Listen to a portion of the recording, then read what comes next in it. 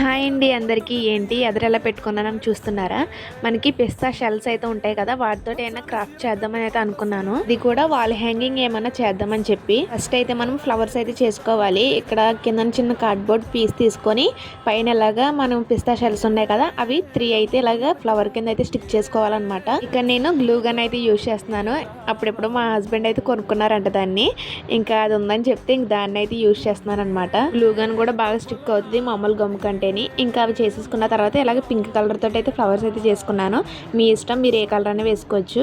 మధ్యలో నేను ఇలాగా సిల్వర్ తోటి అయితే కొంచెం లుక్ వస్తుంది అని చెప్పేసి ఇలా కలర్ అయితే వేసాను అనమాట. కొంచెం నేచురల్ గా ఉండడానికి. ఇంకా మధ్యలో కూడా ఇలాగా గోల్డ్ కలర్ తోటి అయితే డాట్ అయితే పెట్టాను.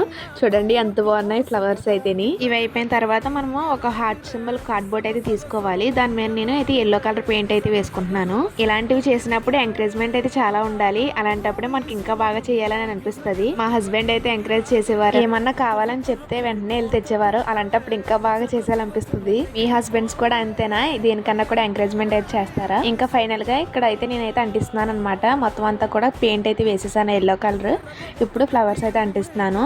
చుట్టూ ఇలా బార్డర్స్ కి అయితే అంటిస్తున్నాను అనమాట. ఈ ఫ్లవర్స్ ని మధ్యలో ఏం చేద్దామని చెప్పి చాలా ఆలోచించాను. నేమ్స్ రాద్దామా లేకపోతే ఏమన్నా వేయచ్చా అని చెప్పి. మీరేమనుకుంటున్నారో నాకు కామెంట్ చేయండి. ఇంకా మొత్తం ఫ్లవర్స్ అయితే ఇలా చుట్టూరు అంటించేసాను. ఇప్పుడే మంచి లుక్ వచ్చేసింది కదా. ఇంకా లాస్ట్ కి అయితే నేమ్స్ రాసేద్దాం అనుకున్నాను అనమాట. ఇంకా ఫస్ట్ అయితే మా హస్బెండ్ నేమ్ అయితే రాసాను.